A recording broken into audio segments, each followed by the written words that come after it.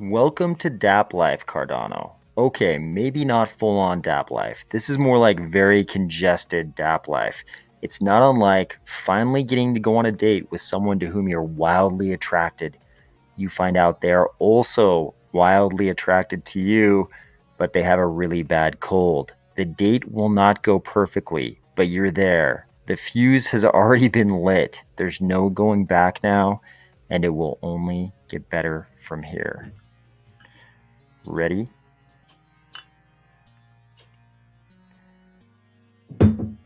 Let's go.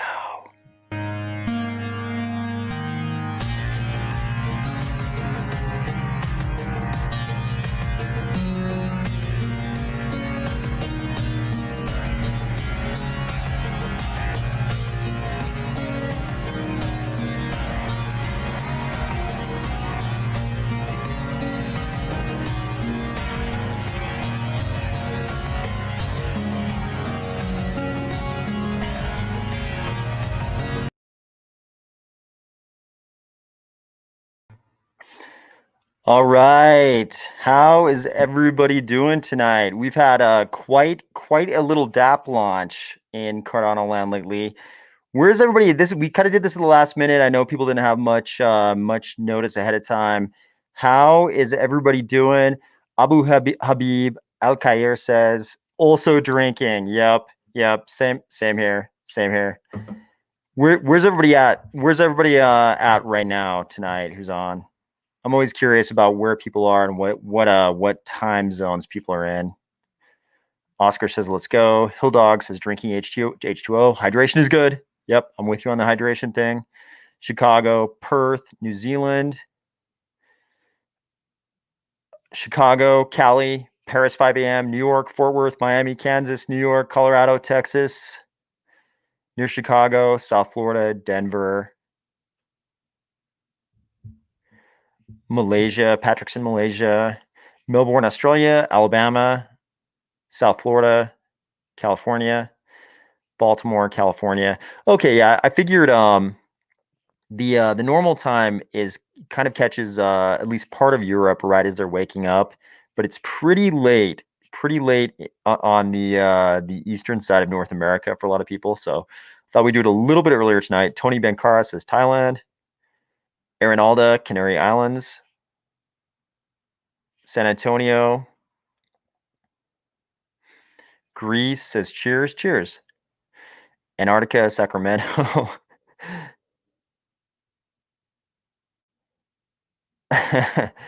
Tim says, just finished my last drink for the night. Makers on the rocks. Very nice. Whiskey. Okay. North Pole, Phoenix. Okay. New York. Okay. I think probably if our little community is anything like the greater Cardano community, we had quite a weekend. Give Alaska a shout out. Shout out Alaska. Marco Santiago Chiapetta. Eric Williams near Swabia. Okay, Sydney, Australia, Channel Islands. We've always got some interesting locations. It's always very interesting to me. Minneapolis, Minnesota, Sydney, Australia. Yep. So, how is everybody feeling about the Sundayswap launch? Zamunda, DZ says Zamunda. How's everybody feeling about the Sundayswap launch? So right now we've got Sundayswap live. We've got MuesliSwap live. We've got some other little dApps live, that definitely things that count as dApps. But as far as like big, huge dApps that a lot of people are using, we've got Sundayswap, we've got MuesliSwap.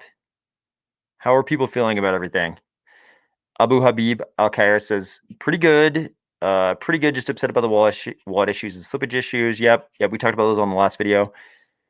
Dom Denise says, feeling like a legit stable coin.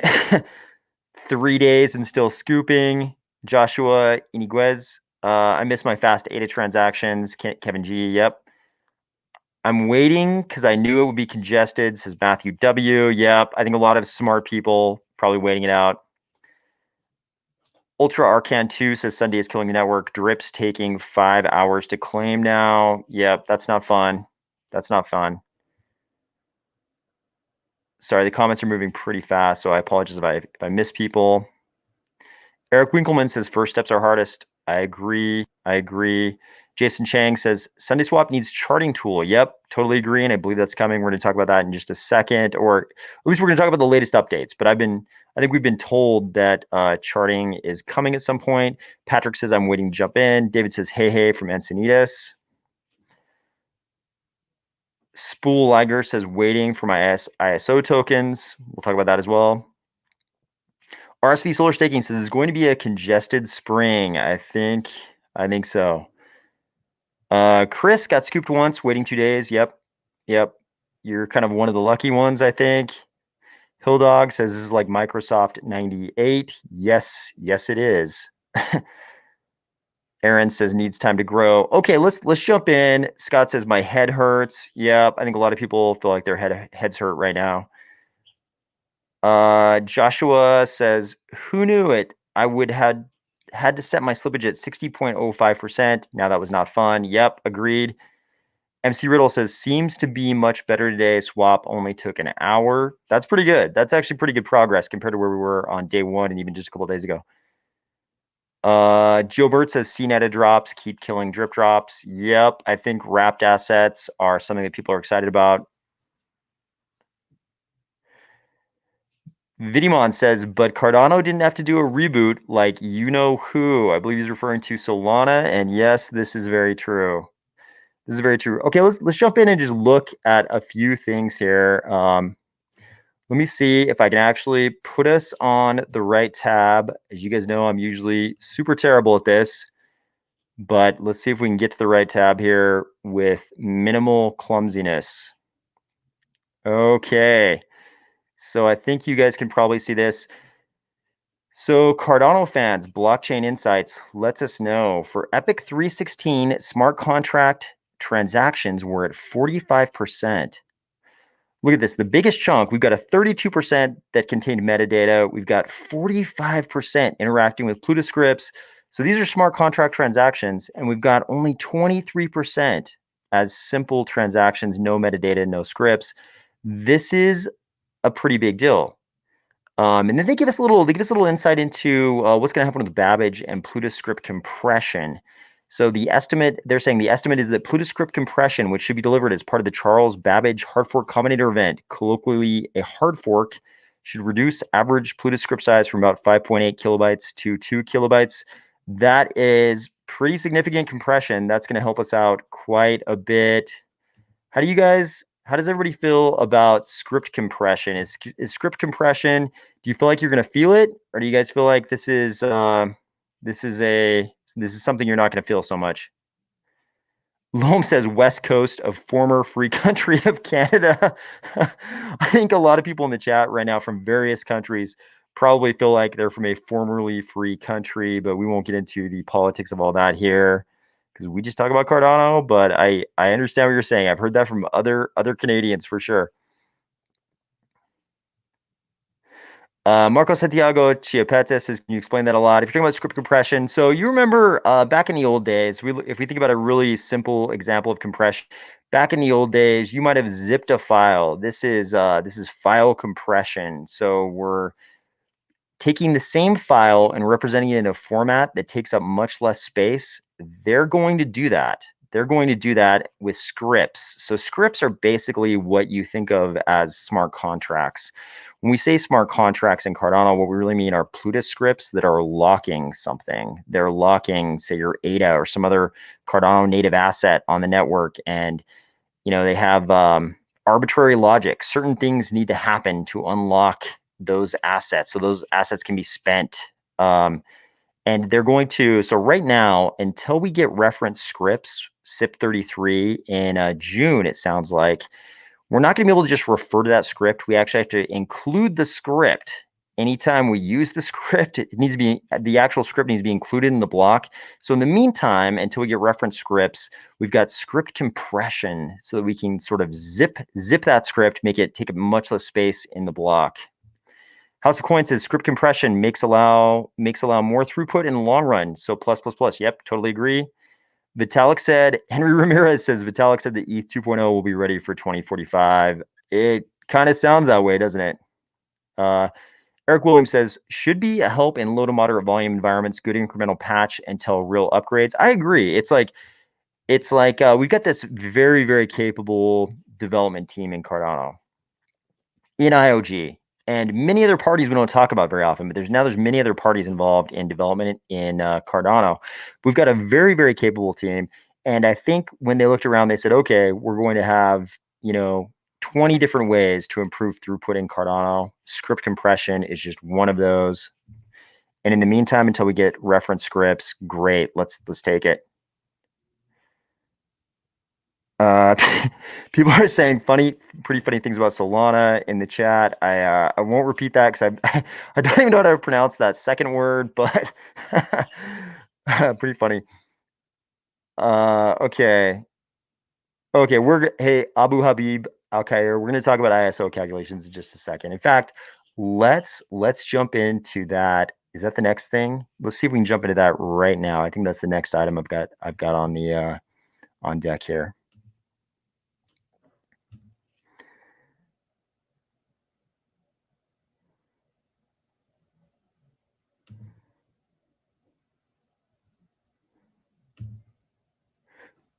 Okay, so Sundayswap dropped a bunch of different things on us, both in Twitter and in their Discord.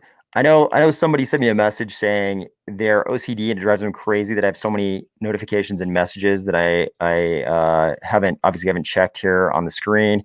Sorry, it's kind of unavoidable, but I'll try I'll try to service those concerns as much as I can, but probably not too well. So be aware.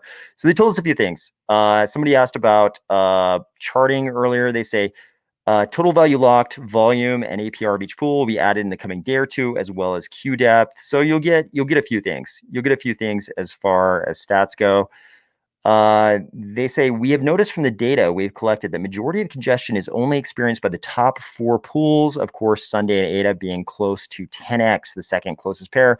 So we believe this will help tremendously. Yep, I think so. I think being able to see the volume of the pools. I talked about it in the previous video, but I was able to get scooped on a Swap milk token transaction in that pool on Sundayswap in 8 minutes. When was it? Was it yesterday or the day before? A couple days ago, I think.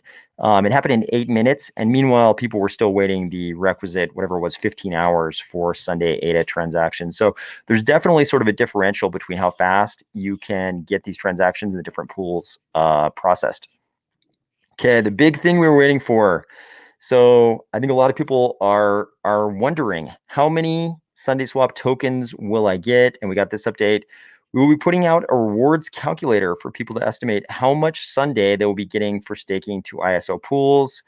You can check the full list of pools here. So they followed that up with, please note, rewards will not be coming out this evening, but we're excited to announce that we're working with our good friends at Contact Drip to expedite the process. So drip drops will, in fact, despite their earlier protestations that they would have their own faucet, I think I saw that in their Discord. It turns out Sundayswap is going to rely on drip drops. I think that's great because I think by now everybody's kind of familiar with the drip drops process.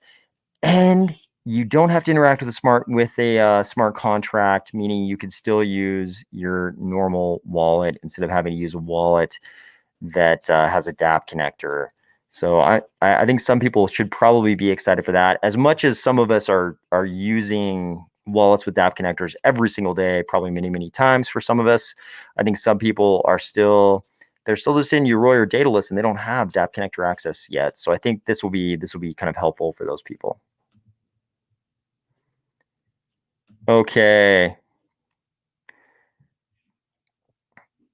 Okay. Loam says, wish I had more cash at the moment to cost average into my ADA holdings, which is the majority of my holdings. Yep. Did you use Nami? If that question's me, no, I used CC Vault. I've been using CC Vault ever since the launch of. I had used it previously, but I've been using it almost exclusively since the launch of Sundayswap because it seemed to be going well. It was working, and we've talked about the mempool difference between Nami and Blockfrost and CC Vault. Voice Dev, thank you for that comment. I appreciate it. He says, yo, finally caught you live. Love your content, man. Keep it up. I appreciate that. Thank you. Okay, Papa Derp says got milk. Yes, I am holding milk tokens. I always try to tell you guys when I'm holding certain tokens and that we're discussing, and I do have Muesli Swap milk tokens. Okay. Please praise CC Wallet, Roderick Quesada. Yeah, and CC Vault has definitely acquitted itself well during this this Sundayswap launch. Joe Bird says, is Drip Drops going to require Sunday delegators to claim the same way? Cost 280 to receive 20 ADA worth of Sunday rewards, laugh aloud. People going to lose 10% to Drip Drops. Yeah, I would assume it's going to be their normal procedure, but we really haven't heard anything. And in fact, earlier today, I mean, what they were really saying is that they were in discussions with Drip Drops. And Drip Drops even came back and said, "Hey, we're just discussing doing it." So I don't know at what stage of finalizing that they are, but I would imagine they're going to do it the same way the Drip Drops normally does it. Why is a certain NFT going crazy? I don't know. I don't pay enough attention to, especially if it's like a PFP NFT. I don't pay enough attention to it. Joshua Estrada is in Tucson, Arizona. Okay.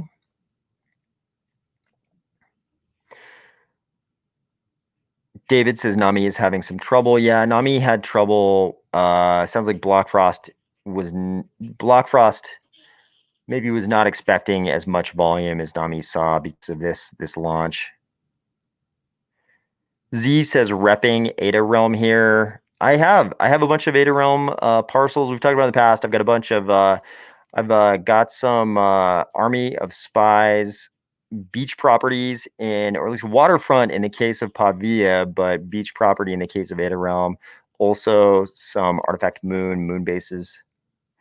David Coderific says, just got a swap scooped, only 2 hours. This is, I think, what we've kind of been hoping for, that as the volume kind of died down a little bit, I think we've all kind of been hoping that it would become, the scoop interval would become much more reasonable. And I think hopefully we're starting to see that.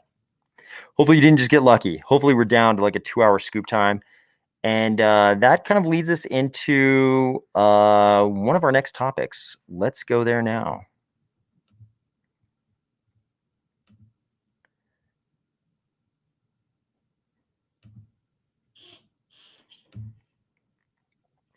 So input, output, let us know today. Parameter change incoming. A few hours from now, a fresh network parameter update will increase Plutus script memory units per transaction on the Cardano mainnet from 11.25 to 12.5 million, a 1.25 million increase. You can see here exactly what they're talking about.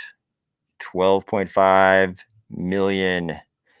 So this is yet another one of these parameter increases.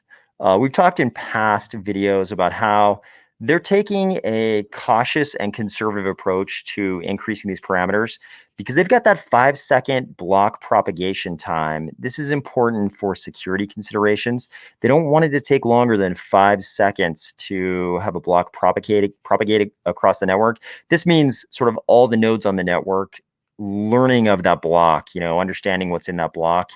John Woods has talked about that as the budget he has to increase network parameters. And once he reaches that 5-second budget, that's kind of as far as they can go for now. But and they're going pretty conservatively. We're looking at 12.5% increases, I believe, both in Plutus memory units and block size until we get to that 5-second propagation time, or whatever point in between here and that 5-second block propagation time that the IOG engineers kind of decide is appropriate.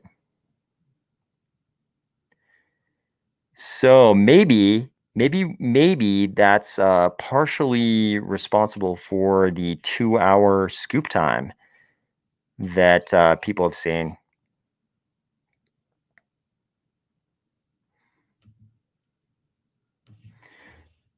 Okay.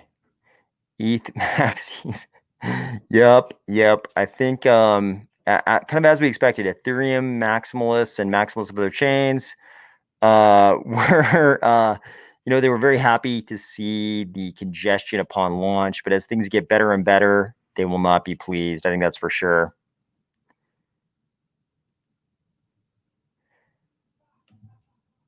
Why are setting liquidity pairs taking so long, especially the ADA Sunday pair?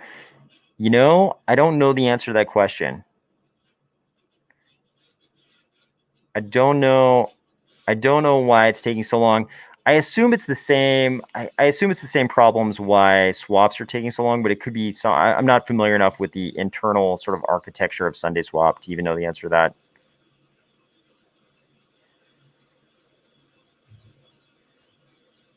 Do you personally know any Ethereum developers that have confided in you their intention to be part of an exodus to Cardano? Let me think. I'm gonna say no. I'm gonna say no. I'm gonna say no. I don't think I know any Ethereum, but I'm not like active in the Ethereum community. So I have had Ethereum people definitely tell me they're excited about Cardano, but Ethereum developers specifically who like have actual projects, I can't say that I know any, but again, I'm not active at all in the Ethereum community. Did you hear that British guy who worked for Goldman Sachs mention Cardano as a legitimate competitor to ETH? Are you talking about Raoul Pal? Abu Habib Al Khair. Are you talking about Raoul Pal? Obviously, there are many British guys who've worked for Goldman Sachs, but I'm guessing that's who you're talking about. I used to follow our vision really closely and listen to everything. I haven't had as much time. I haven't followed our vision as closely over say the last 6 months. But I wouldn't be surprised. I think he's an open-minded guy, and as soon as he sees Cardano gaining traction against Ethereum, I think he'll jump right over. So I think he's definitely buddies with Novogratz and a lot of guys who are a lot like Novogratz, and he's Eric says Raul is a man. I agree with that. I think he is a man. He's definitely buddies with Novogratz though, and Novogratz is not romantically in love with Cardano. Like Novogratz is not trying to seduce the Cardano community right now or ever so far. That may all change, but I think Raul Pal is much more open minded, and part of that is because Novogratz is obviously like neck deep in Terra Luna Terra, so you know they're just everybody's talking their book, and I think Raul Pal is going to go wherever he thinks network effects are deepening. So I think that'll be Cardano when the time is right for him. Okay. Charles was in an ETH head Twitter space. Charles was in an ETH head Twitter space yesterday and basically converted them. It was epic. I know I haven't listened to it yet. A bunch of people told me right when it was going on, and I could not jump in and listen, but I did hear it was epic. I'm super super happy to hear that going down. I think well, I've said it before, but I think a lot of the community building that's happening in Cardano is directly attributable to Charles's AMAs.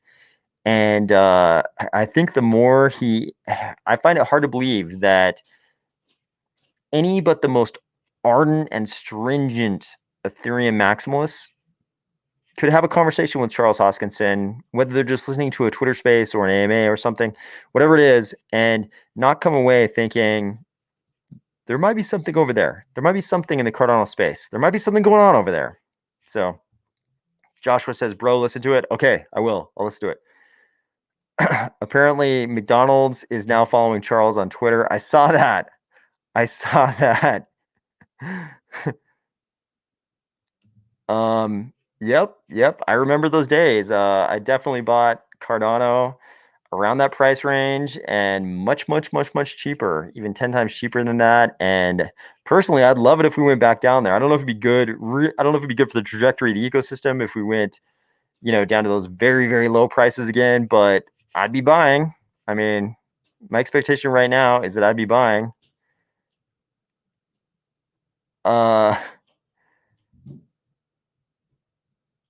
Capitalist Pig says that Cayman Island guy. That's definitely Raoul Pal. I mean, there's also a bunch of British Cayman Island guys, but I'm pretty sure now we've narrowed it down to Raoul Pal.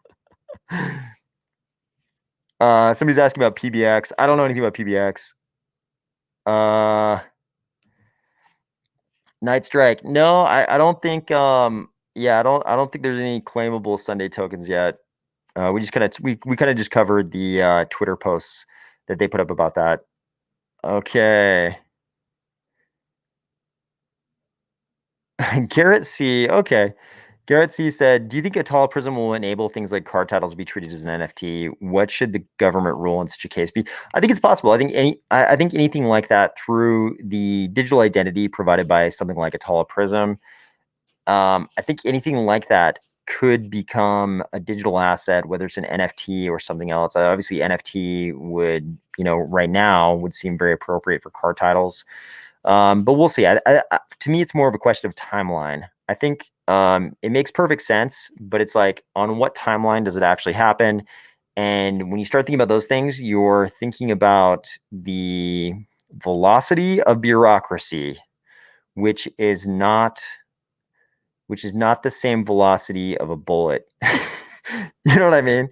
So we don't know. We don't know. Probably in progressive jurisdictions that could happen much quicker, and you know, neocon jurisdictions much slower. I saw that. I actually read someone who's sort of like Cardano adjacent, but not, somebody who kind of knows what's going on in our ecosystem, but not so much. I actually read his follow-up tweet. Sean Lennon had a follow-up tweet where he said that Charles's answer to his question about world peace and crypto was I think he called it inspiring. So I think that's great. I mean, like, wherever we can get traction, if somebody has, I looked up Sean Lennon's Twitter following after that. I think I could be misquoting this, but I believe he had like 348,000 followers or something like that. So I think it's great. Anywhere we can get traction, let's get it. Okay. Yeah, this is an interesting topic. I think I think after the Sundayswap launch, a lot of people are excited about the dApps to come, and we've got a whole bunch. I mean, we are gonna be like eye deep in dexes pretty quick. We're gonna have a lot of dexes, and there's different approaches. I love that there are different approaches. I mean, we've got people. I haven't checked recently, but it seemed like when they first all revealed their concurrency solutions, we saw a diversity of different approaches. And actually, one of the best reviews of the different approaches was a Sundayswap paper where they sort of went through and they said, this DEX is going down this road. This DEX going down this road. Here's why we're going down this road. But we've seen a diversity. I think one of the very first concurrency solutions that we saw put out there was I'm trying not to like promote any particular DEX, but one of the ones we saw was a distributed UTXO approach to concurrency as opposed to the sort of off-chain approach. And so I'm really interested to see if any of these distributed UTXO approaches make it to production. And I know people would argue that, even if I would call the approach of their favorite DEX an off-chain kind of more off-chain oriented approach, I know they would say there are distributed UTXO aspects of that approach. So I'm not going to try to label any particular one any particular way, but I think there are a diversity of approaches, and I'm very interested to see those come into production. Okay. I don't know. I haven't looked that closely at Charlie 3, to be honest with you. I've seen like one interview that Charlie 3 was in, and they seemed like interesting, nice guys. But I don't know much about what they're bringing to the table product wise. I actually just don't know enough to comment. Um, Microloans. It's exciting to think about microloans coming to Cardano. I wonder which applications will enable this and when they will be available. Me too. Me too. I think one of the really interesting things will be, and here's a follow-up from Reaper Crypt. Do you have an update on Possession? I have no update on Possession, but I'm very interested. The microloan thing, I think it's going to be really interesting when we see access to capital in the developing world, what actually happens. I think a lot of people will be shocked at what happens when entrepreneurs in the developing world actually have something that starts even approaching the same access to capital that entrepreneurs in other countries might have. I think people will be shocked at what blossoms under a regime like that. Colonel Hubris says, "Yep, Charles' PR game is pretty good when he's not telling people to stop eating paint chips." Yep. Yeah, no, I mean he's good, man. His Charles' community building skills, I'm gonna go ahead and say they're second to none.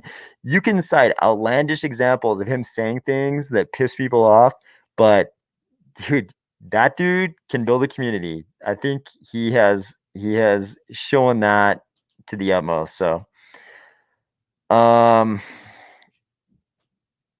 someone asking about Jane Sarin asking about Ravendex. I don't know anything about Ravendex, to be honest with you. Haven't even heard about it, so I could not say anything about that one. Okay.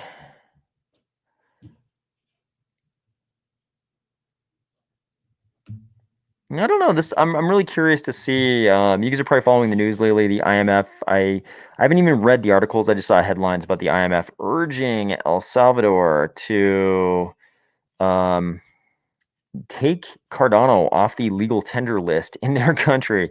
I think that's a big statement in and of itself. If the IMF is so worried about Cardano being not Cardano, but Bitcoin being a legal tender in El Salvador, I'm really curious to see what happens when other countries start jumping on board the crypto legal tender train, whether it's Cardano or something else. But I think Cardano will be.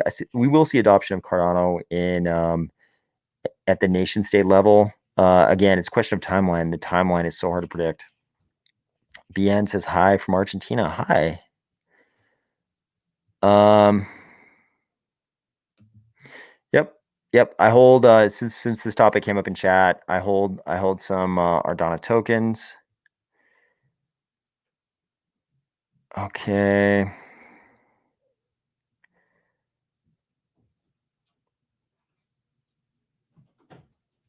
I don't think we can really call a best dApp connecting wallet because they kind of do different things.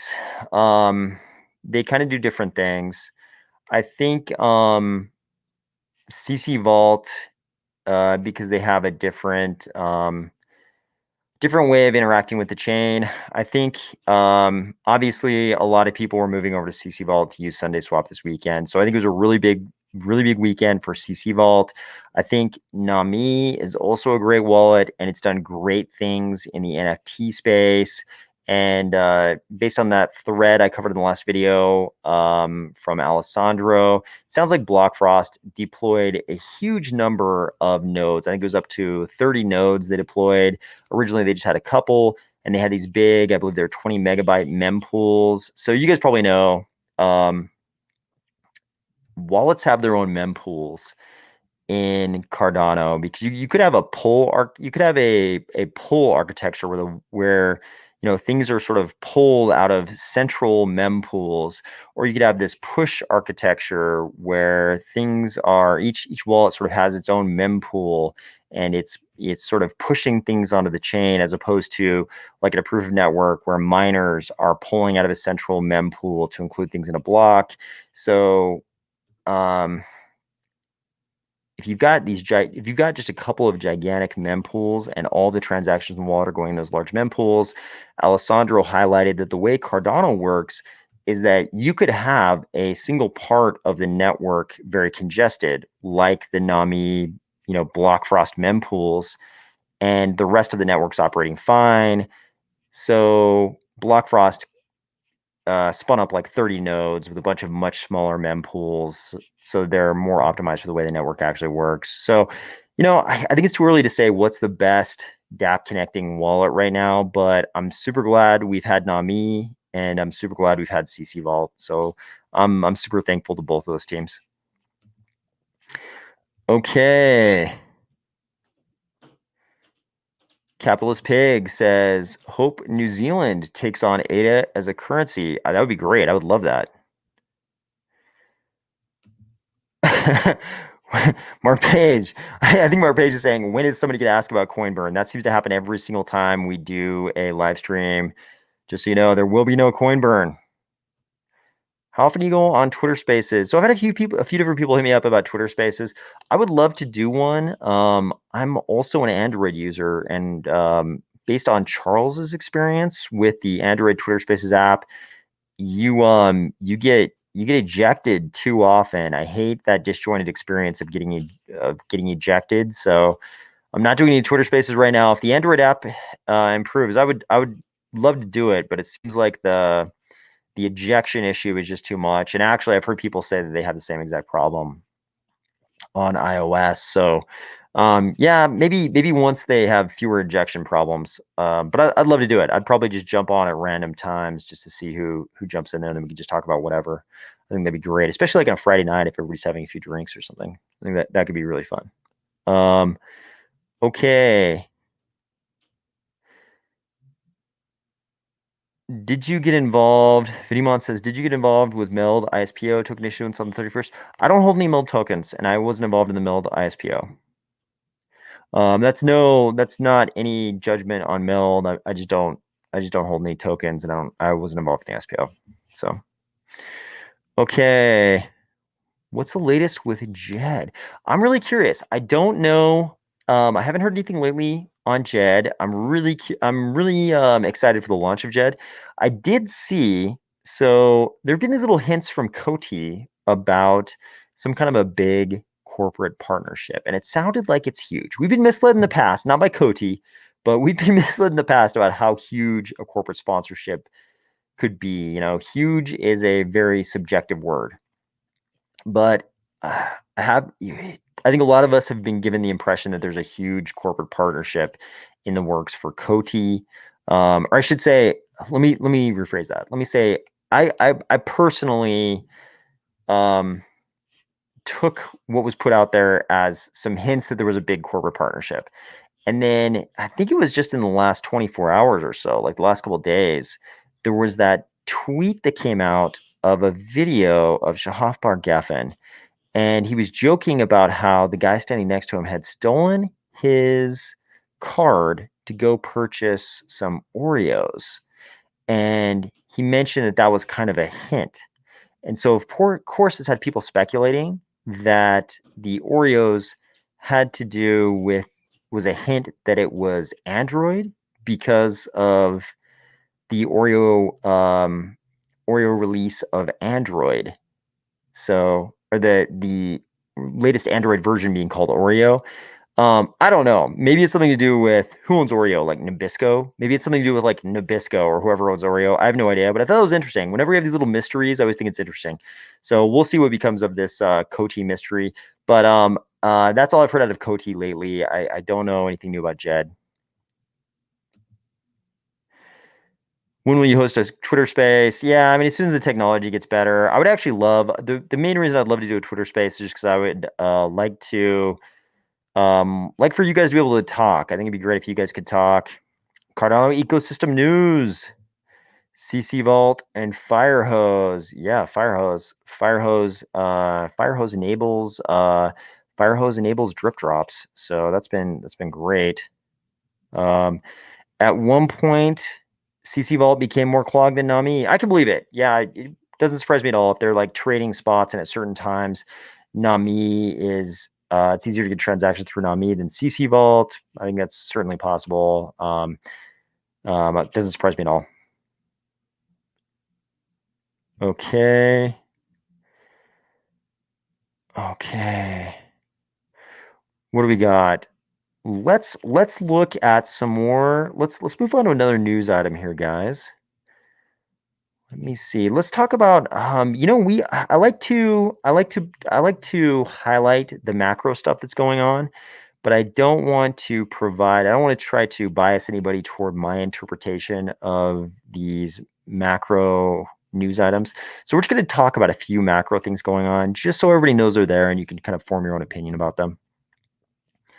So let's look first at the big thing happening tomorrow, which we've already kind of already foreshadowed this pretty heavily, but let's take a look at this. So tomorrow, if you watched our coverage of the FOMC meeting minutes of the December 14 and 15 meeting, you know that usually what happens is they have this 2-day meeting, and that's the FOMC. It's what you might hear people call like the Fed meeting, but it's the FOMC. And right after it ends, there is this policy statement that comes out. We don't actually see the minutes until like the next month, but right at the end, the policy statement comes out. So tomorrow we're going to get the policy statement. And CNBC here is telling us the Federal Reserve is expected to signal in its meeting this week that it is ready to raise interest rates as soon as March, and then it will consider other policy tightening. The Fed issues its policy statement Wednesday afternoon at the end of its two-day meeting. And here we have a little interpretation. Someone saying one strategist, that's like very specific, right? One strategist, that could be, some dude in his basement. I don't think they're going to be spooked by this, said one strategist of the stock market's correction. They need to tighten financial conditions so they can have a better handle on inflation. Usually this is a little confusing. Some people might read this and think he's talking about the market being spooked. He's talking about the FOMC being the Federal Reserve being spooked. He's talking about them being spooked by the market correction that's just happened and not tightening as much as they would otherwise. And he's saying he doesn't think that's going to be the case. The Fed won't be spooked by the recent correction. And you've probably seen a lot of the talk. A lot of people are sort of thinking the Fed is going to reinforce the markets having priced in the possibility of 4 rate hikes this year. So we're probably going to get a policy statement tomorrow that doesn't really help push asset prices higher necessarily, because they've got to do something about the inflation. So we'll see. It'll come out tomorrow, but just so everybody's aware, that is coming tomorrow, and the markets have obviously been reacting to sort of what they think that's going to be.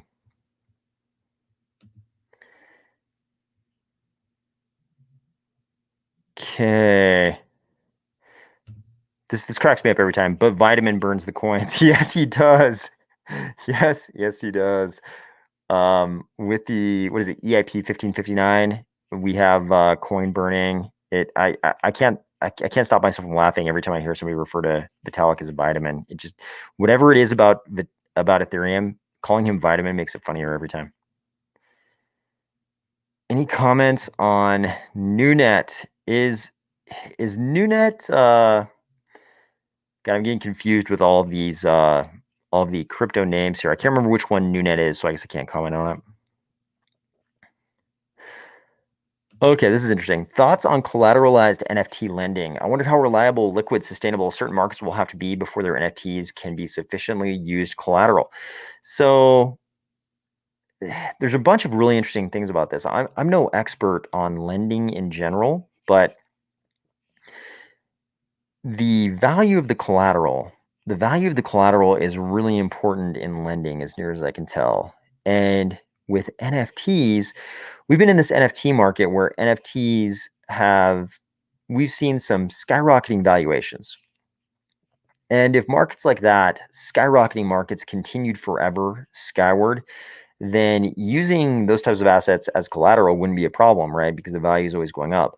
But the problem you have when you use an NFT as collateral, if the market doesn't just keep going skyward forever, if the value of the collateral is impaired, right, the market drops. It's like with fungible assets, you just top up the asset. If you've got, whatever, 1,000 ADA as collateral and the value of ADA drops by 20%, you just top it up. But if your collateral is a space bud and the whole space buds market drops by 20%, how do you top it up? I mean, I guess then we get into like a mixed collateral scene where you might top it up with ADA, and then you got mixed fungible and non-fungible assets. So, I mean, of course, somebody will figure out a solution to that, but I don't know. You know what I mean? Obviously, there's a problem elsewhere. Like, I'm sure there is lending on other similar assets like art and things like that. I'm sure that's a thing, and I'm sure there are solutions to that. But I don't know. We'll see. I mean, I'm curious to see how that market develops. Let me put it that way. Here we go. Why can't Charles burn Cordon like vitamin. You should you should I can't even imagine Charles' reaction if somebody said, if in one of his AMAs somebody said, Charles, why don't you burn Cordana like vitamin? That's great. That's great. I can't help but laugh. Um, did you see the Android Oreo? Yep, yep, yep. We talked about that. Nice shirt about it.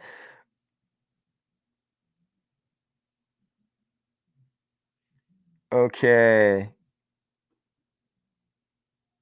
Yeah, people are asking about NFTs. I just I don't know too much about the PFP NFT scene. I'm glad it exists and I'm glad people are so excited about it, but I'm just not a part of that. Colonel Hubers says Fed news already priced in, therefore Gigapump is my brand of hopium. Yep, I think a lot of people are hoping that. Yep, I agree. Um, okay, let's look at another. Let's jump to another news item right now. Let's jump to another news item. And this one's one we've kind of I've tried to devote a little bit of long-term coverage to this. Um, it may be that nothing comes of this, but it seems significant enough. It's worth kind of covering. So we've covered Evergrande quite a bit. Why have we been covering it? Why do we care about one company in China? And the reason is because this is a gigantic real estate development company. And the real estate sector in the Chinese economy is the second biggest economy in the world, and something like 30% of that economy is real estate. And here we've got one of the biggest companies in that sector. So it's one of the biggest companies in a sector that is 30% of the second biggest economy in the world. And here, CNN Business is running with this headline: Evergrande asks international creditors for more time and warns that legal action could be destructive. This is kind of just the headline alone is a little bit alarming. So Evergrande wants more time from their creditors. They don't want legal action.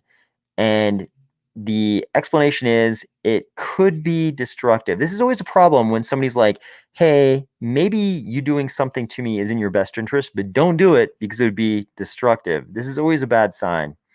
So I won't go too much into detail here, but just know things don't seem to be getting better for Evergrande.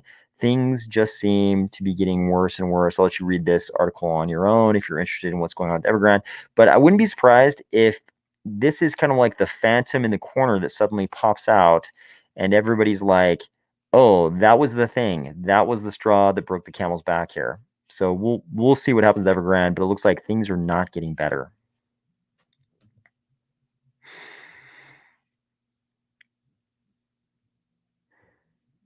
This is a good point. They have very different approaches. Puppet Herb says you don't see Vitamin going around ETH Twitter Spaces. Just saying. This is a good point. I mean, we have a lot of access to Charles. It's kind of an amazing level of access. We, it's probably it's probably only like I mean it's kind of amazing as big as the Cardano ecosystem is. It's kind of amazing that you probably have the chance to go on one of his AMAs and get your question answered live by him. It's that's probably very rare for a business the size of Cardano. And I know Charles is just the head of IOG, but you know what I'm saying.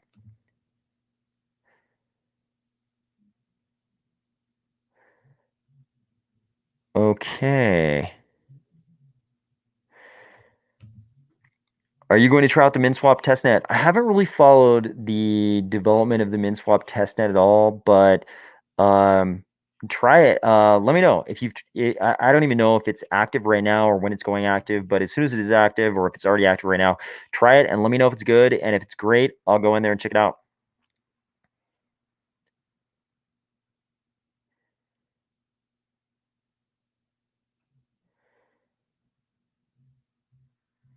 Okay.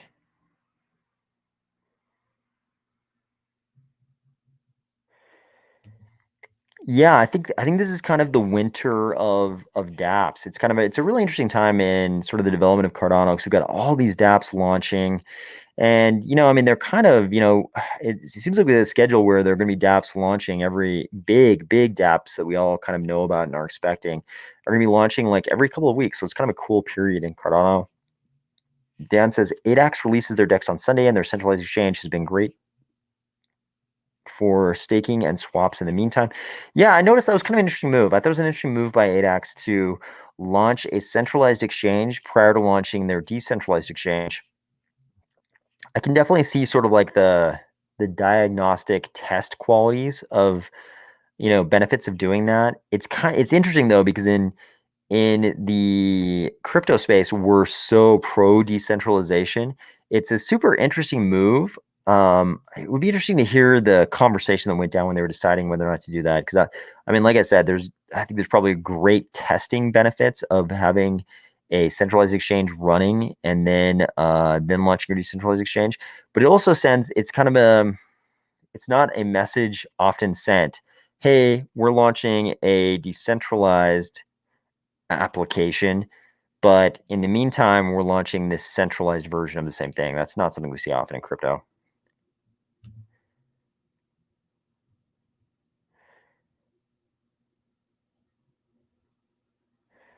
Okay, this is interesting. Ryan Frash, thoughts on using stake pools for insurance, say like life insurance. Stake to a pool run by an insurance company and you get the insurance. You don't have to spend money, just stake it to the pool. So, yeah, I think this is it's a really interesting dynamic. Staking in general, specifically Cardano staking, because it's so liquid. You don't have to lock, and yet the stake pool operator gets this huge benefit from your delegation that doesn't really cost you anything. So what we're seeing more and more is that the stake pool operators are ending up offering things. We've seen this so far in the form of ISOs and all of the free tokens we've gotten on drip drops, even though those, most of those are just offered by whatever project created the token, not necessarily by the stake pool operator. But we've also seen NFTs and things like that offered directly by the stake pool operators. But it's a really interesting thing. We don't have this in many places in the traditional economy where you don't have to do anything. You get a benefit from the thing, and then it's also such an incidental benefit to this other party that they're willing to give you bonus things on top of that. It's a really interesting thing. I think we're going to find a lot of uses for it. I think your insurance use case is great. I like the sounds of that. I would probably I'd probably be interested in that. Okay.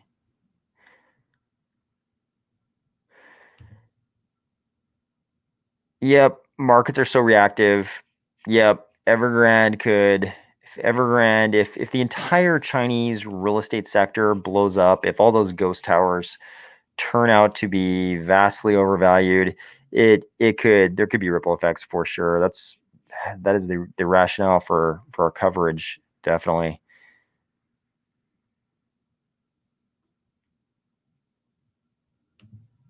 Now that we have a DEX, what do you think is the next big thing to come to Cardano? I think there's a bunch more DeFi stuff we have to roll out. Obviously, people are very, very excited for Liquid. I really like the way their team handles themselves. I think their distribution of their Discord holders was great. I wasn't among them, but I think that was a great thing for them to do. And I just kind of like I just kind of like the way they've handled themselves so far, Liquid. So I think people are very excited for that product.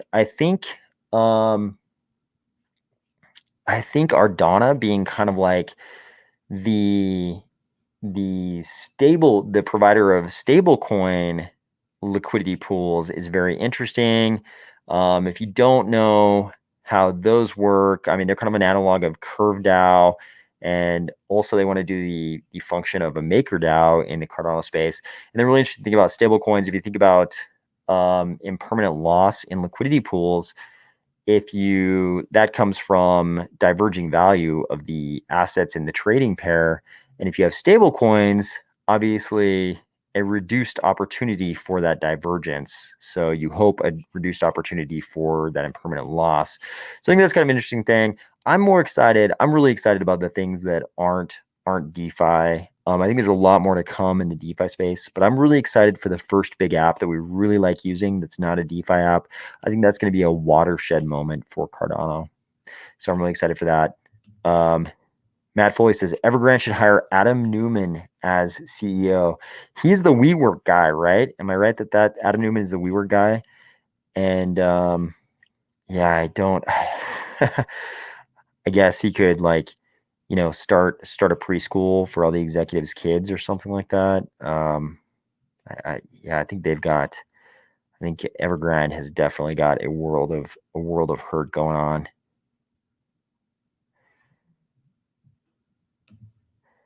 Haven't you earned enough to purchase an iPad? No, I'm Android all the way, dude. Android forever. At least not iOS forever. I can say that for sure.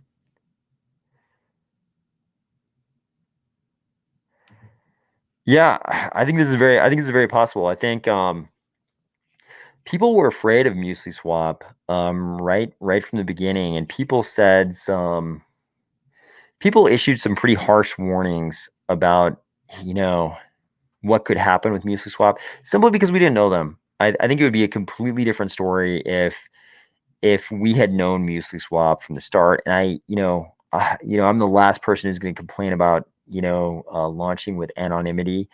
And I said that at the time they launched. Like I did a big video reviewing the game theoretics behind their off-chain order matching and how it wasn't a Nash equilibrium. And they agreed. They said, hey, yeah, it's not a Nash equilibrium and it doesn't need to be. Here's why. I really appreciated them responding. But even in the video, I said, hey, maybe they're just afraid of regulators.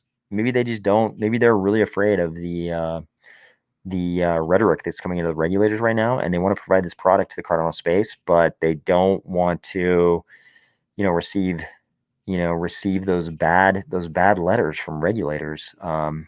Obviously, I think we've been told that they're in Switzerland, so it's a completely different regulatory regime in a country that's not a part of the EU. So that's going their benefit. But even still, I can understand a bunch of founders not wanting to be on the receiving end of regulatory action. So I get it. I think it would be completely different if people had known who they were. I think they wouldn't have given them a hard time. But I think it's very possible. I think it's very possible that Muesli Swap will could become the biggest DEX. It could become the go-to DEX. It could be that we figure out that their model is the model that works best in an EU TXO context. It could be that we figure out it's not the best model. I think it's still early. We don't know. We have two DEXs running right now. One of them is obviously more of a traditional, or it looks more like an AMM, even though it's an AMM order book hybrid. And Muesli Swap looks more like a straight order book. I really like using Muesli Swap. I've had a great experience on Muesli Swap. I did a trade today. And I also did a trade a couple days ago, a completed trade on Sundayswap. So I think once Sundayswap has the throughput problems worked out, I'm hoping that Sundayswap will work great, and Muesli Swap, prior to this weekend, certainly worked great for me in the past. So I'm excited we have both. Who knows what will become like the preeminent model. I kind of suspect both models will be strong because obviously we're not there's no you can't be LPing on Muesli Swap like you can on Sundayswap, and some people will be in it for that. Some people just want to swap tokens, and they might be like, hey, this straight order book style is much easier for me. I don't have to worry about any of the extras involved in an AMA order book hybrid. So we'll see. I'm excited to see what happens with all that. Okay.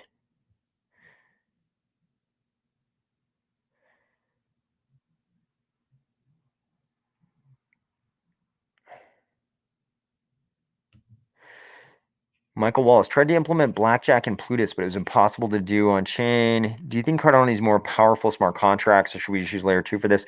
No, I think I think Plutus is capable of any arbitrary logic you want to implement.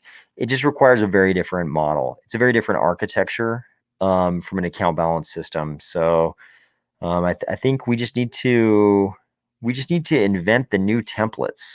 we're in this phase where the templates haven't been invented for things like this yet. We haven't figured out the most optimal ways to implement, any of various different things. I have also, I have also,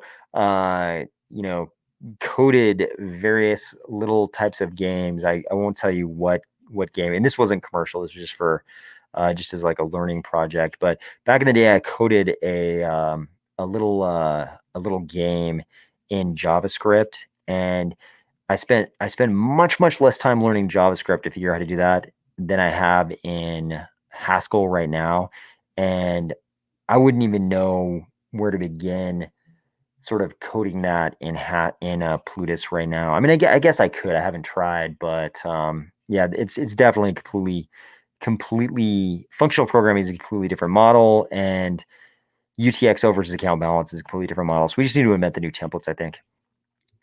Okay.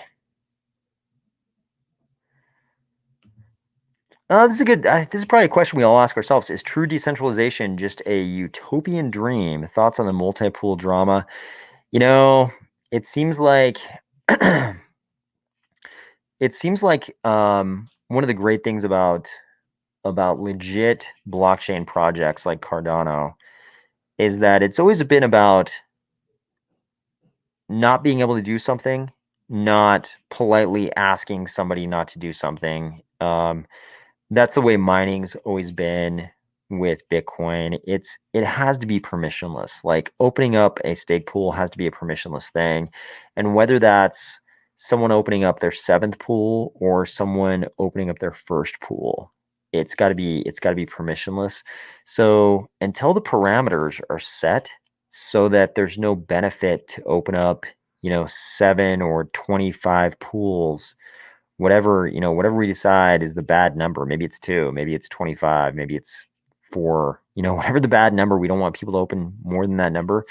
It's got to be the parameters. I think, hoping that people won't open up those pools just isn't gonna happen. Like if there's an economic incentive to open up additional pools, it's gonna happen. Um, so the parameter, maybe there's no way. Maybe there's no way to set parameters that make that diminish that economic incentive enough that it won't happen. But I think it's always got to be permissionless, and it's got to be a parameter driven. You know, it doesn't make sense to do it thing, rather than we're asking you not to open up pool number 6. You know what I mean? That it's just not going to work that way. Okay.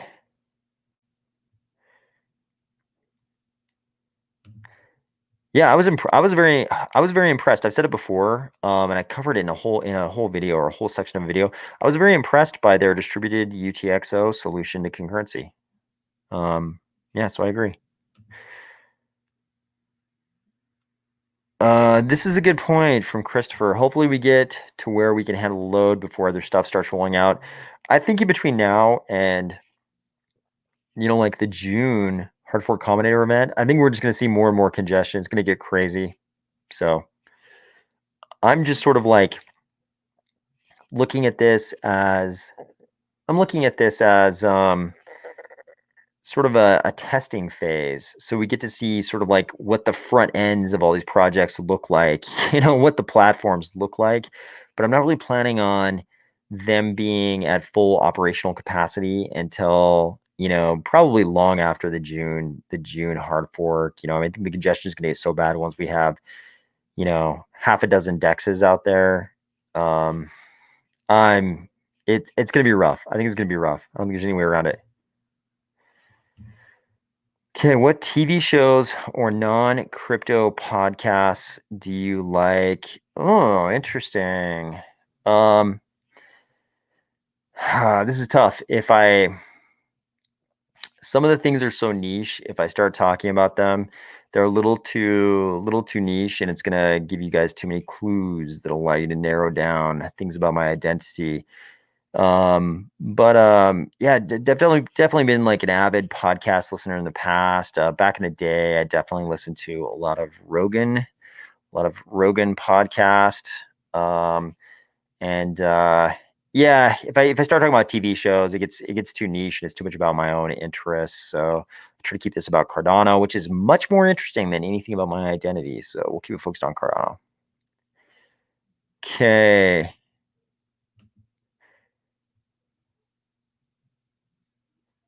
Okay. Yeah, Pavia airdrop was awesome. Obviously, much like the liquid airdrop, we didn't really know where that price was going to go. But the Pavia airdrop was very, very nice. I've talked to a bunch of members of the Army of Spies, sort of offline, who reported that they bought, kind of crazy numbers of parcels in the initial drop of Pavia. And of course, they got that crazy airdrop at, what was it, 8,333 Pavia coins per parcel. That was insane. Some people have reported to me some pretty insane amounts of tokens they got. So congratulations to everybody. I only held 3 parcels at the time that airdrop went down. So of course I'm like everybody else, wish I had more, but congratulations to everybody who had the crazy numbers.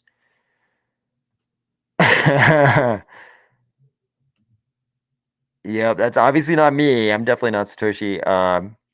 Do something with BTC price, please. Yeah, would it be nice if there was there was some manager we could go to about the crypto prices? Part of that is why we don't cover price on this channel, just because it is completely outside of our control. Oh, here's a message from Artem. Thank you so much for jumping on, Artem. I appreciate that. What do you think traditional DeFi apps are missing from gaining attention from outside the small crypto community? Oh man. Um, I wish I knew the answer to this question. I'm probably a terrible person to ask. I probably don't have much of a contribution on this. What do you think traditional DeFi apps are missing from gaining attention from outside the small crypto community? I'm probably going to say the things that you've heard a million times already, given your position. But I think fiat on ramps are still a problem. I used to get paid in crypto in a brick and mortar business, going back as far as, I'm trying to remember when I accepted the first payment, but it might have been, oh man, 2015, 2016. And it was almost always people who wanted to pay in crypto were almost always people who were already in crypto. Like I had a couple people try to get into crypto just so they could pay me in crypto when I gave them the whole pitch on how great crypto was. But the fiat on ramp piece is hard for all of us. It seems pretty easy because we have whatever our centralized exchange we use, and we do the whole fiat on ramp thing. Which it's typically ACH or a debit card or whatever, and wire in some cases. Like I remember back in the day, I used to have to wire money to Bitfinex in Singapore. I think I used to have to wire to them in Singapore back in the day, just to get money into Bitfinex. But it seems like fiat on ramp is still a hard piece for people. It seems really simple to us now. You KYC with your favorite centralized exchange, and then it's just a matter of how much you want to pay, right? Are you using the biggest centralized exchanges and paying the premiums they're charging? Are you using the slightly less well-known ones and paying a smaller premium? But it seems like there's still just so much friction in that fiat on ramp piece. I think it prevents people from getting into the ecosystem, even if they've heard a ton. I have very smart friends of mine come to me all the time, and they're still confused about how they turn dollars into crypto. And it astounds me every time. So there's that piece. But also, I think they don't understand the utility. If I describe a DEX to one of my friends who doesn't know anything about crypto, it's like first they have to understand the utility of holding crypto assets generally. And if you're like, hey, obviously the really tempting utility case to make is, number goes up. And, and you can make that, but if they've seen a crypto correction like we just experienced, then the credibility of your that number goes up argument is instantly like sort of punctured. So I don't know. What do you think traditional DeFi apps are missing from gaining attention from outside the small crypto community? I think there's still too much friction in the fiat on ramp piece, and I think they still don't understand. I think it's still hard. The utility of crypto in general is still like a hard sell to people. Maybe some of the I don't know. I was gonna say maybe people would find utility in instead of like sort of the DEX case, maybe they would find utility in some of the like loan applications, things like that. But I think, obviously our loan applications are largely limited to loans with crypto as collateral. So, maybe some kind of NFT collateralization of real world assets, you know, um, maybe that as collateral for loans, maybe that's an easier use case argument to make. But, like I said, I haven't spent enough time thinking about this particular issue to probably come up with anything that you haven't heard a million times already. So I'll think about that though. I'll try to think about that and see if I can come up with something, some better contribution on that question. But that's a really interesting question. And I'm going to spend some time thinking about that one for sure. Okay. Will I get a Tesla Pi phone? I have not. Is Tesla building a phone? I haven't looked into this enough to really know. Um, okay.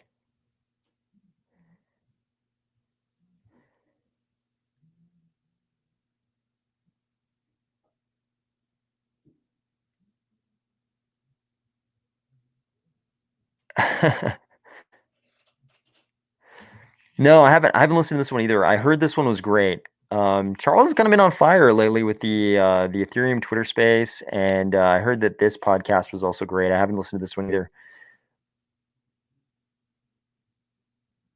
Okay. What about Ergo? I still don't know that much. I'm gonna be honest.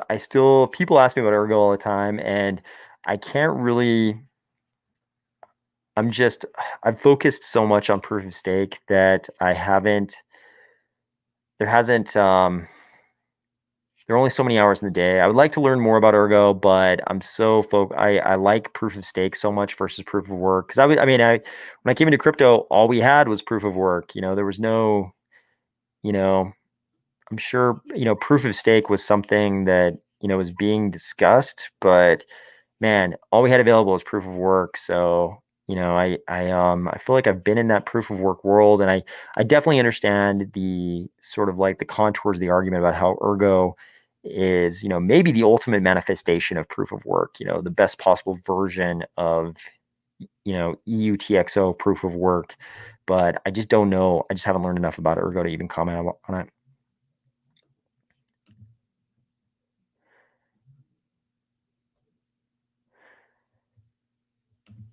I don't know. I can't call myself a developer or a coder, but I learned a little JavaScript back in the day, and then as soon as I became very, very interested in Cardano, I started learning Haskell, and I got part of the way through that gigantic book that Charles recommends. I can't remember how many pages I've done in that book.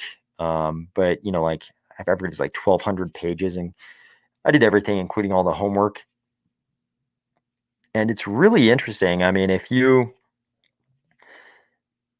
got through high school mathematics and you remember how functions work, it's going to be interesting to see sort of arbitrary logic expressed in functions. That part was very interesting to me.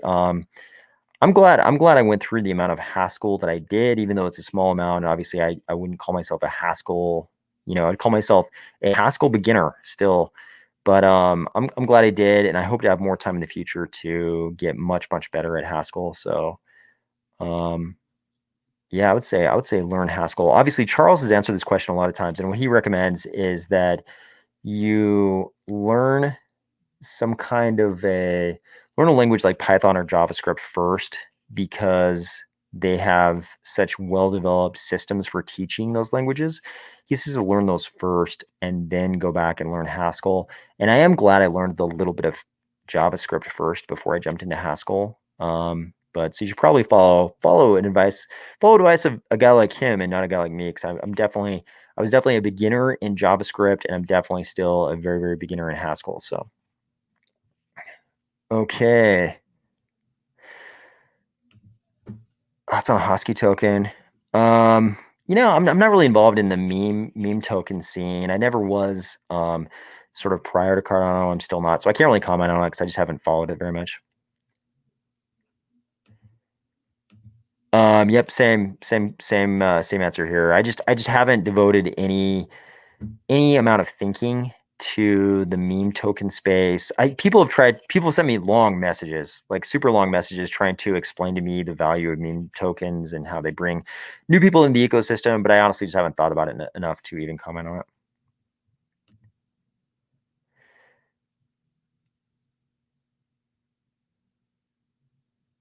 Okay. Okay, Michael Wallace elaborated a little bit. He's saying there are state problems. So when you have a multi-round game, he can't say we make it fully decentralized. Yeah, definitely there's a lot of work going on in EUTXO as far as state goes. Like every conversation you have, you see people having about EUTXO sort of centers around how you deal with state. So I think we're going to see, wild innovation on that front, and I think everything that's possible in Solidity, is going to be, all the logic that's possible in Solidity. You're going to see people implementing that in Plutus for sure. So don't ask me how to do it because I am just a very, very beginner.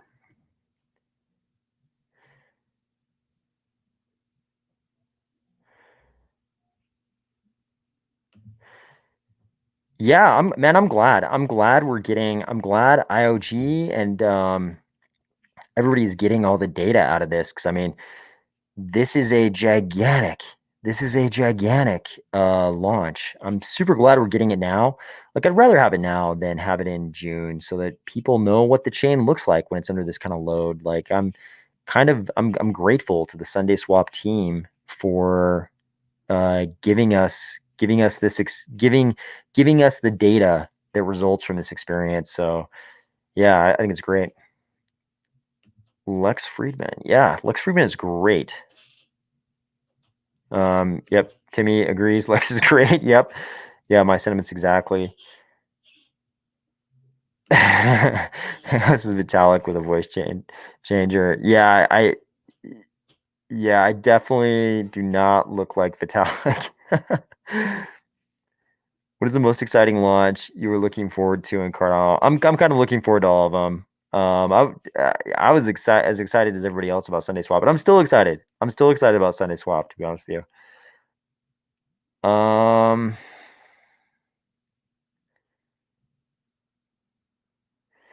There's kind of a nuance as to perspective here. Nico Time says Sundayswap spiked the network on launch. It will settle down, but it shows that Cardano is still not able to handle spikes. It's a difficult problem to solve for any network.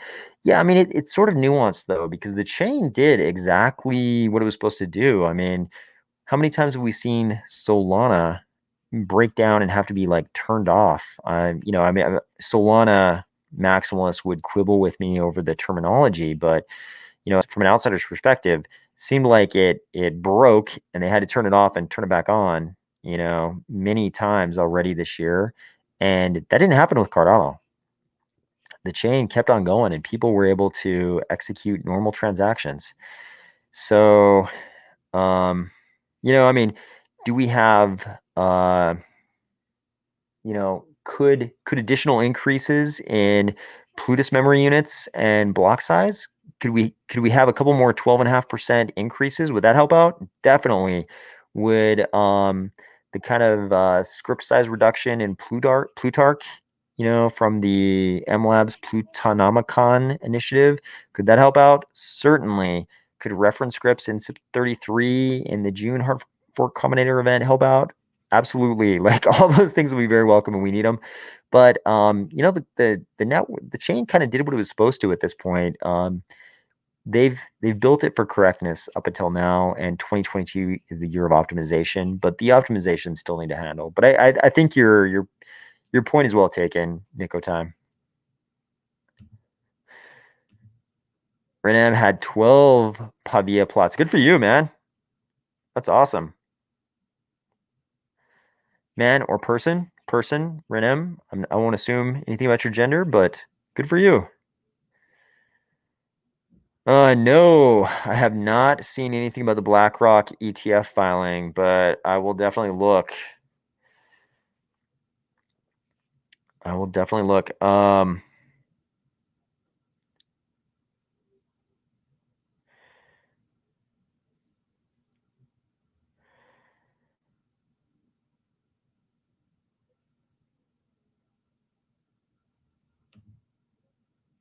Yeah, that's true. Yeah, that's true. In 2022 and for a while, we tend to think of fiat on-ramps, but you're right. Mining was the original decentralized on-ramp. Well put, Bradley Salto.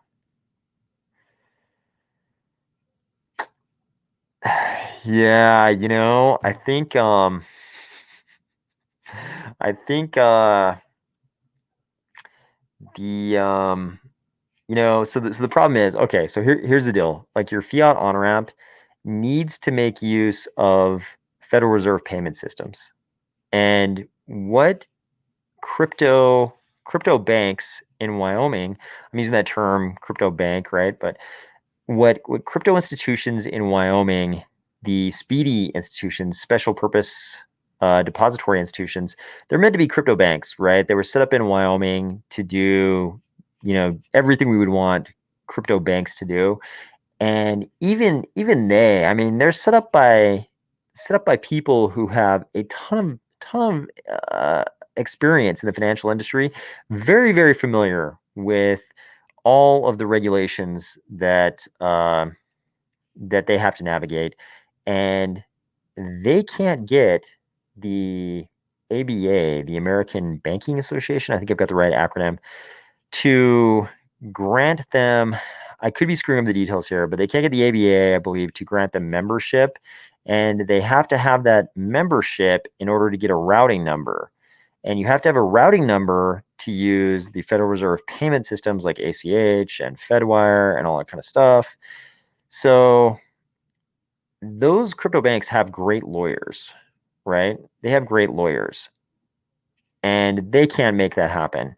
So the centralized exchanges where we use ACH to send fiat, they have relationships with banks, right? They're not banks themselves, but they have relationships with banks. Um, for our stake pools to get relationships with banks similar to the ones maintained by centralized exchanges, I don't know, man. And what would regulators say about all this? I don't know. There there is a regulatory maze there for sure. I think it'd be great. I'd love it. I'd love it if the stake pools were fiat on ramps, but there's definitely a regulatory maze. You bring up a good point though. I mean, it's a good point about the potential of a really good proof of stake system like Ouroboros and what we have running already in Cardano. If we didn't bump up against these kind of regulations, so many cool things would be possible. Okay.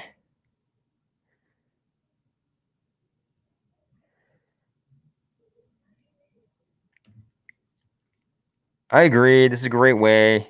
I mean, usually when I have the conversation, usually it's like at a party or something over a bunch of drinks. But when I have the conversation with people about crypto, um, people are usually pretty excited. People are usually pretty excited.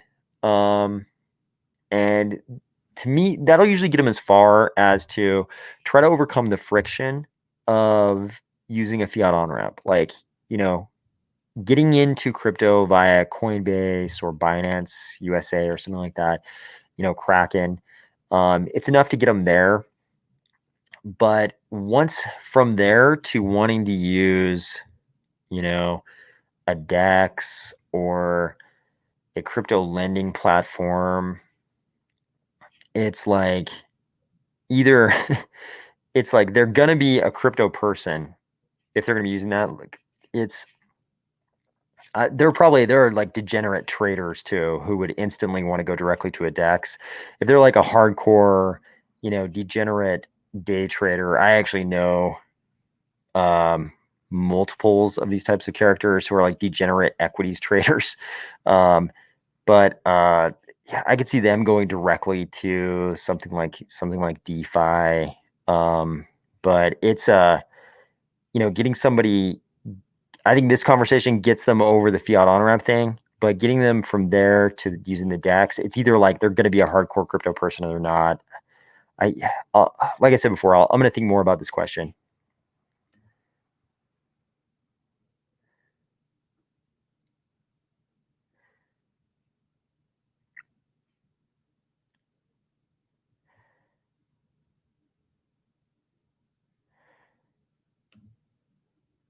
Yeah. I mean, that makes perfect sense to me. I think Charles believes very much in EUTXO, and if there was no proof of stake EUTXO, then he'd be all about proof of work EUTXO. That makes perfect sense to me.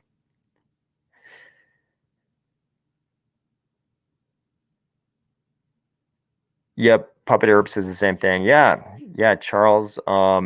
Yeah, I mean Charles speaks as highly of Alex Chirpinoy as anyone I've ever heard him talk about. So that was enough to that was enough for me to sell me on um, the genius that must be behind Ergo. Um, so yeah, I know Charles believes in it very much. Okay.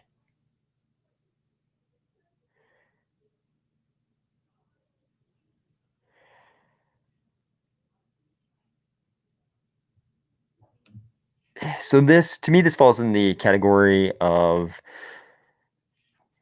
financial advice that I cannot give. Um, luckily there's a lot of information out there from the what I kind of like half jokingly call the legacy crypto world. But the legacy crypto world is fairly obsessed with DeFi and things like LPing into liquidity pools and all the things you're asking about. So there's a lot of information out there. I would direct you there. This is kind of some of the finance. I would love to talk about this because it's actually a very interesting topic, and I like to talk about it. But I cannot give that kind of financial advice on this channel. So many dexes. Where's your attention? I mean, this is kind of up to everybody's own personal opinion. Like who provides you with the most persuasive case as to why their dex is the one. Who's the most persuasive to you when you read their white paper?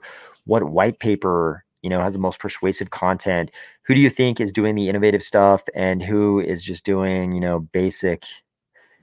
basic stuff? Who is the pumpkin spice latte of the Cardano Dex world? Who is the most basic and who's doing the innovative stuff? Or maybe you have a completely different perspective and you think basic is good. Maybe you want the pumpkin spice latte Dex of the Cardano world. You don't want innovation. I think it's too personal, but that's kind of like up to everybody. Okay. Yes, I hold Ardana tokens. I hold them. Yes, we are live, Truck Dono. We are live.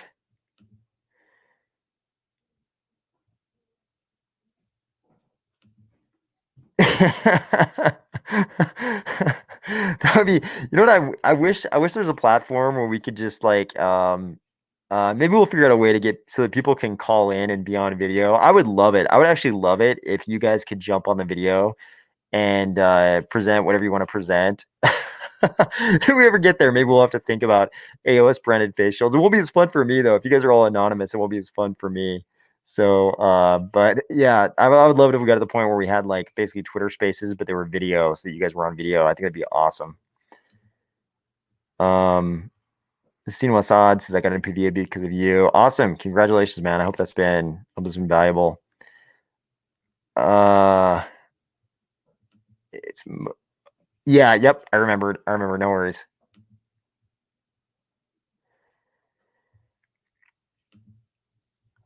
Man, I don't know. It looks like your name is upside down. Proto est. I'm sure that's intentional. Should users in Africa, Namibia, and Botswana wait before they use Sundayswap? Wait for a faster, better user experience. I don't know. I don't know how fast. I don't know how fast your connection is, or even what I would say if I knew how fast your connection is. Up to you. I'd say you know, um, Definitely, if you go into like the Sundayswap Discord, you can hear a wide variety of opinions.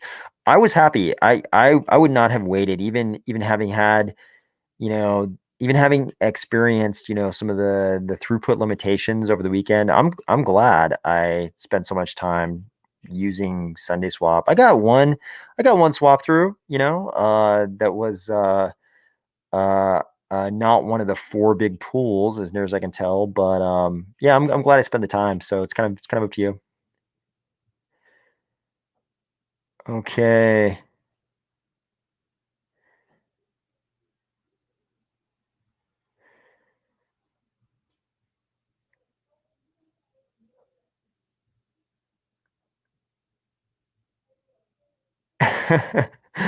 I'm happy to tell you which ones I'm in. I don't know which ones will be the top ones. I hope out of the so I have Army of Spies parcels, and my hope is that we'll get to hang out and have like Friday night, cocktail parties or, beer drinking parties. I'm gonna count beer as a cocktail, whatever you like to drink.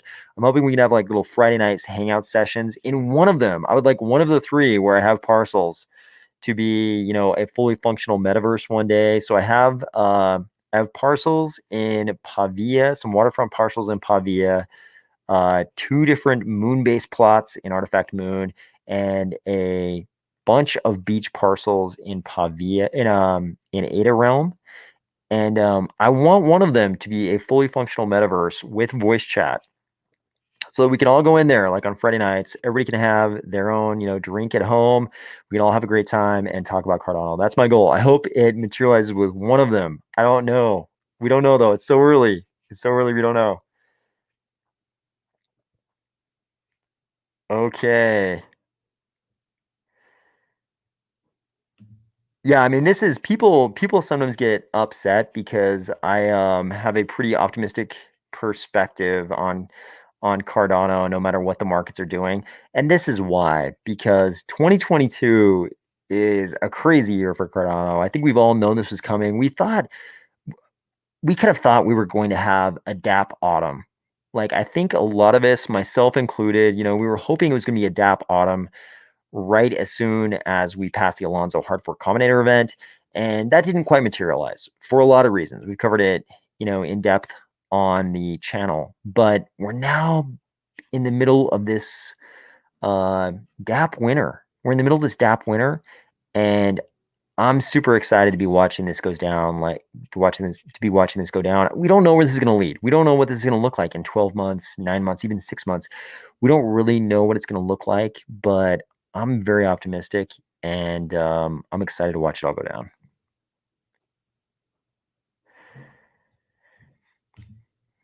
Yeah, I mean, I think it's a different paradigm. They're obviously offering different things. Like Sunday is offering the potential to LP, and they've got, farming of those, with those LP tokens, and it's just a different paradigm. They're offering different things. One is an AMM, order book hybrid, and one is like, an EUTXO order book. I think they're both really interesting, and I like them both. I like using them both. But I think part of the price difference, it can probably be chalked up to the difference in model. I mean, different things are going to happen with V2 of Muesli, according to reports. We're going to have like, you can partially execute against an order that's in the order book, so it's going to change it a little bit, but it is a different level of liquidity in SundaysSwap for sure. And right now you can execute, once the congestion is sort of taken care of, without addressing the congestion, when things are working normally, you'll be able to, execute on you know, any level of any volume you want. You could go in and swap, like 5 coins, 12 coins, 17 coins. On the current V1 of Muesli, you have to execute against the orders that are in there, or put your own order into the order book and wait for somebody to execute against your order. So they're offering different things. And I think, the two things probably require different price points. So, I love that they both exist.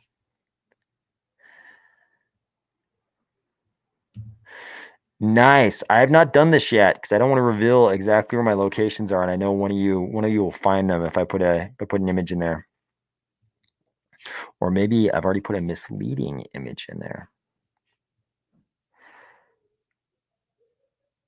Okay. I wasn't shy about expressing my worries about DeFi projects because of what regulators like the SEC were saying.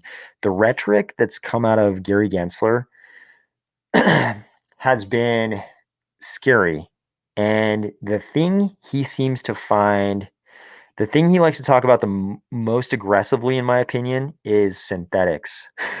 So I worry about all of our DeFi projects given the rhetoric we're seeing out of regulators, but definitely synthetic protocols are something that Gary Gensler has talked about on numerous occasions. So I worry about that part of it. So I haven't looked too closely. I haven't looked too closely at anything beyond that. But yeah, I worry about the rhetoric we see out of the regulators on synthetic protocols. So we'll see what happens. I think anything's possible. It could be that nothing happens. It could be they do nothing, or it could be they follow through on the rhetoric. God, we don't know.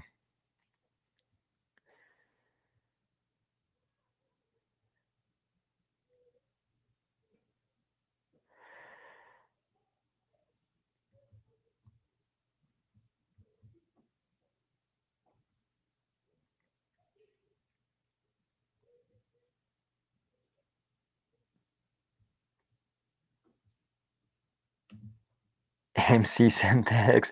Yeah, I haven't really looked closely at I haven't really looked closely at what other synthetic protocols in crypto are doing. But it's gonna be interesting. I mean, there are a lot of DeFi use cases that we already kind of know, without addressing the whole regulatory piece of it. There's a lot of DeFi use cases that we already know work. So there's a lot more to roll out in Cardano. So I'm curious to see.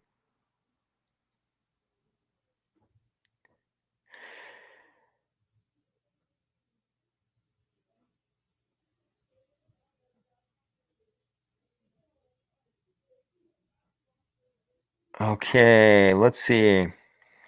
What else? What else have we got here, guys? What else would you like to talk about?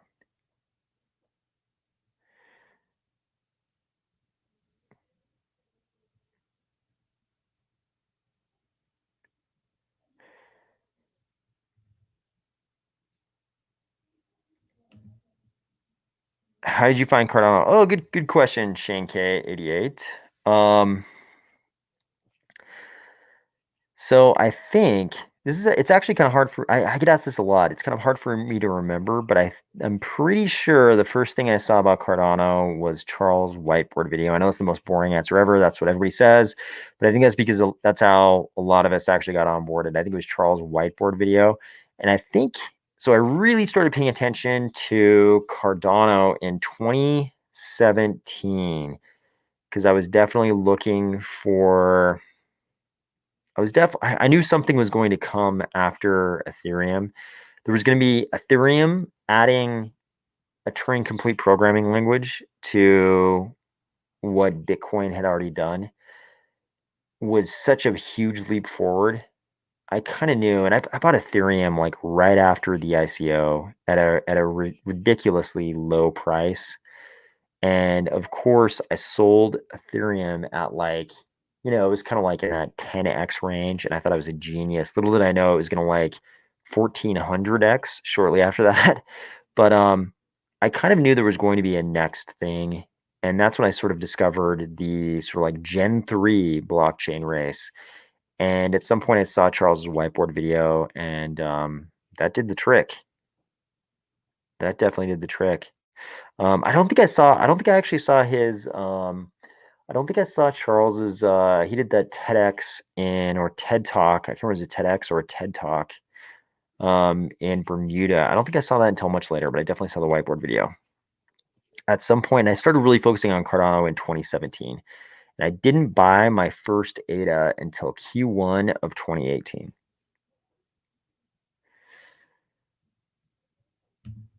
Matthew Adam from remote South Australia. Thank you so much. Thank you so much for watching the channel and being part of the Army Spies. I appreciate it very much.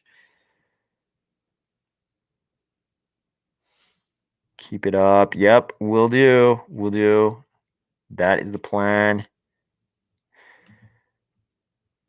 Okay, I believe we reached an hour and 40. The comments are starting to slow down, so hit me with any last questions, and we'll see what people want to talk about. Dice's TV. Yep. I think a lot of people kind of follow that trajectory. We all saw what happened with Ethereum, or we kind of participated in that sort of rise in Ethereum, and I think we all knew there was something next coming, and a lot of it settled on Cardano.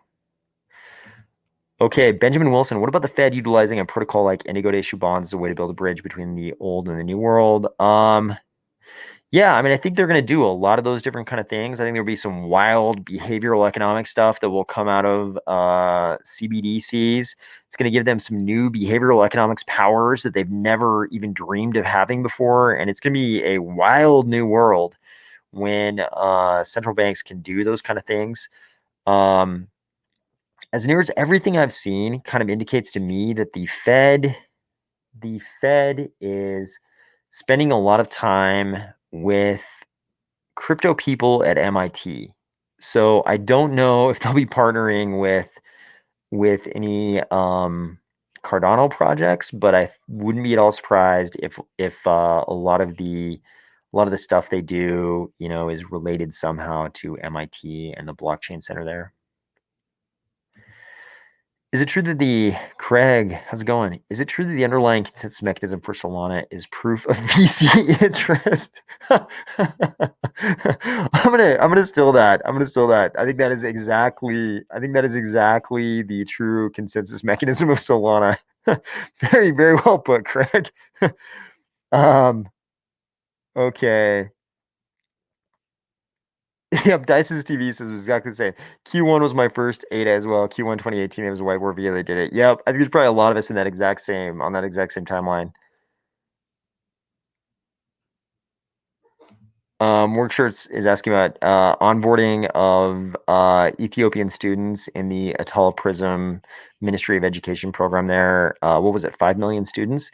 Yeah, I mean, obviously there's a civil war going on in Ethiopia, so I think that kind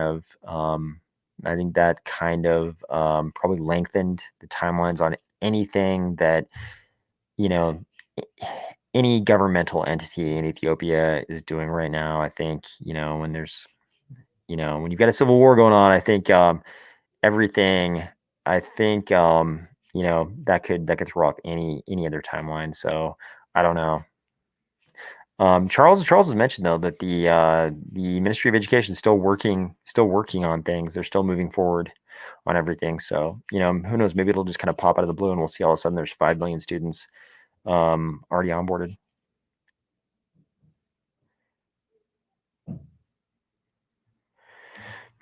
I don't know. I haven't paid super close attention to since the last sort of update about this. I'm kind of expecting that. So we got SIPs 31 through 33. Reference scripts is 33. The only timeline I've heard put on those involved that June hard fork combinator event. So I think it'd be great if they moved it up, but I think they have to do that in one of those hard fork combinator event windows. And those windows, there are 3. And it's software development, so things seldomly get moved up, often get moved back, right?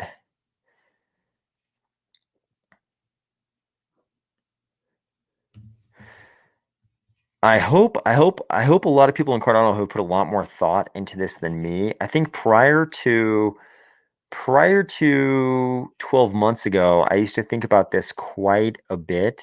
But I haven't thought about it a lot in the last 12 months. I hope people send me messages occasionally about DAOs and things like that. And I haven't been able to dive in as much as I probably will in the future. I think it's really important. I think governance. It's really easy to do governance wrong in crypto. The biggest sort of train wreck of this, I think, was probably EOS. I've talked about this in the past, but anybody who was familiar with governance, I think when they saw EOS's plan for governance in the EOS ecosystem. After they did their, what was it, $4 billion ICO that they got. I won't talk about the regulatory ramifications because I'll probably misquote what actually happened. But I think anybody who was familiar at all with governance and read their plans for governance when governance in their ecosystem had been hyped up so much, immediately knew that was going to be a train wreck. Just partially just because of the brevity of the documents. You know what I mean? Governing an ecosystem, a $4 billion ecosystem, even at that time, seems like a small valuation now, but at the time it was a huge valuation, huge ICO. I think everybody knew that those documents, would have to be exponentially bigger to actually accomplish what they wanted to accomplish. So I think it's really easy to screw up governance, and it's way more. You hear Charles talk about how much he's reading about governance, and I think that's actually required. I don't think he's like over consuming information about governance and making it more complicated than it needs to be. I think governance is actually really complicated, and that's why there's so many fields of study that are actually devoted to governance. We don't call them governance necessarily, but they have to do with governance. Like pretty much every political science, department, every law school, they're those are studies in governance. You know what I mean? It's like you can go pretty deep. You can go deep, and it's probably necessary to create a good governance system. Okay.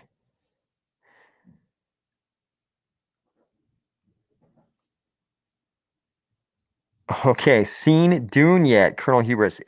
It's what all sci-fi should be. Spicy last comment. Star Wars sucks. Like Jar Jar Binks. Yeah, man, I've seen Dune. I've seen Dune. I thought it was pretty good. I thought it was pretty good. We'll see how. It was kind of interesting watching Dune, and I had seen the original Dune. Not when it came out, but I'd seen it in the last 10 years, and I didn't even make it through the original Dune. We won't go into a discussion of the original Dune. There's a lot of there are whole like almost whole channels on YouTube devoted to what a disaster the original Dune was. But I watched the original Dune all the way to the end for the first time after watching the latest Dune. I'd seen like the first half of Dune and never made it through the entire thing. Then I watched the new Dune. That made me go back and watch the rest of the original. Um, I think I think the sequels to the new one will be really good. So I enjoyed the new Dune.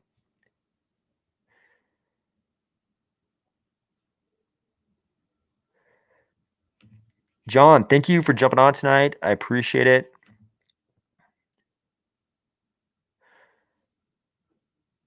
Okay, last questions, guys, and then we will jump off. We've been on for an hour and 48. The last live stream, we went a little bit too long, probably. So we're gonna cut this one off short. But any last questions? Hit me with the last question, and then we will get out of here. It's a weeknight for most people. I think a lot of people are working tomorrow, so we won't go too late on this one. Royden, thank you for jumping on. I appreciate it. Nikki, thanks for jumping on.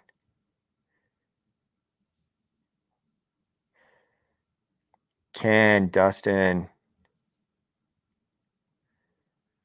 Colonel Hubris. Yeah, you have a great evening too, Ken. What is your go-to breakfast meal? This is another thing. If I tell you, it's going to reveal too much. It's a little too niche. A little too niche.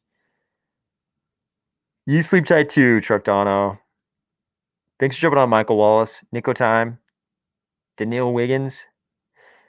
Timmy, thanks for jumping on. Ultra Arcan. Soju Boy, hit me. Sorry, I didn't mean to skip your questions. Hit me with one last question if I skip your questions. Hit me with one last one, and I'll see if I can answer it. Bradley says Nikki is an ADA warrior. Yep, Nikki is definitely on top of the ADA stuff going on. That is true. Truck Tunnel says Pancake House for the win. Benjamin Wilson is bison question mark. I have eaten bison in my life.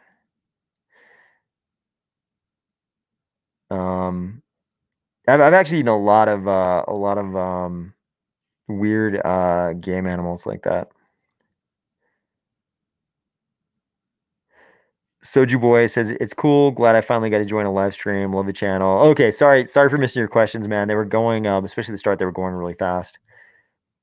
But I appreciate everybody jumping on so much. I'm gonna try to do. Timmy says my mask is failing.